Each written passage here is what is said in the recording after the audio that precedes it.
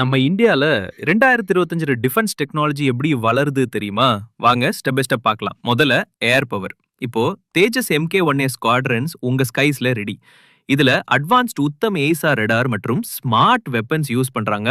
சூன் Tejas MK-2 மற்றும் stealth AMCA fighters air dominance கொடுக்க போகுது.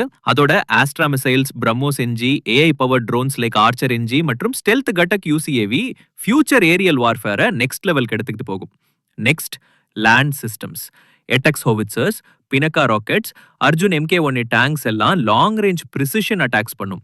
இந்தியாஸ் ஏர் டிஃபென்ஸ் நெட்வொர்க்ல QRSAM மற்றும் MRSAM மிசைல்ஸ் கண்டினியூஸ் ப்ரொடெக்ஷன் கொடுக்குது. லேண்ட்ல பிரிசிஷன் தான் king. ATAGS howitzers, Pinaka rockets and Arjun MK-1A tanks long range pin point accuracy கொடுக்குது. ஏர் டிஃபென்ஸ்ல QRSAM மற்றும் MRSAM சிஸ்டம்ஸ் கண்டினியூஸ் ஷீல்டு பண்ணுது. சீல கூட பவர் பூஸ்ட் ஆகுது. Scorpene submarines, nuclear power platforms, TED-BF carrier jets, long range anti ship missiles எல்லாம் சேர்ந்து ஒரு tri service strike web create பண்ணுது.